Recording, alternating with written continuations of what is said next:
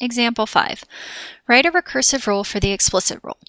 Now, just like before, I like to make a table. And this time I'm going to make my table, I'm actually going to make it going vertically. It doesn't really matter, but for the sake of organizing my work, I'm just going to do it this way. Now, first term in the pattern, I have to figure that out. That's a sub 1. But you notice this time they didn't give me a sub 1? Because this is an explicit formula. So if I want to find a sub 1, I'm going to substitute 1 in for n. So I'm going to have a negative 1 plus 1, which is 0. Then I'm going to substitute in 2. So you're going to have a negative 2 plus 1, which is negative 1. Then substitute in 3, which is going to get me, let's see, negative 2. Then substitute in 4, which is going to get me negative 3. At this point in time, I think I have enough of the numbers to figure out what the pattern is. So my pattern here, I'm going to go from 0 to negative 1. Well, that's minus 1. Negative 1 to negative 2, minus 1. Negative 2 to negative 3, minus 1. So then I'm looking at the minus 1, which is a common difference of negative 1. So I know this is arithmetic.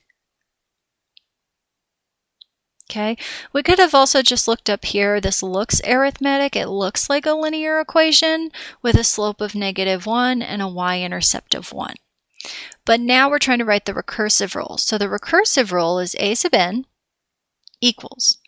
Take the number before it, and your pattern is subtract 1. That's your recursive formula. Letter B. Once again, I'm going to make a table just to kind of see what's going on here.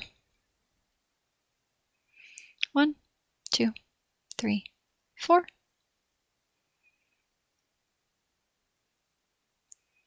Okay, now this time, if I'm given the explicit once again, and I want to find what the first number is, it doesn't say a sub 1, so we have to substitute in 1.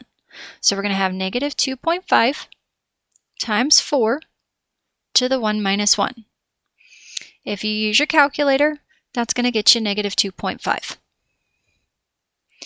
Then 2, we're going to have negative 2.5 times 4 to the 2 minus 1. That one I definitely need to use my calculator. So negative 2.5, which is negative 10. Then we're going to do it again.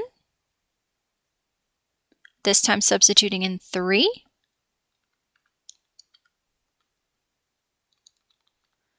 Which is negative 40. And then we're going to do it one more time. This time substitute in 4.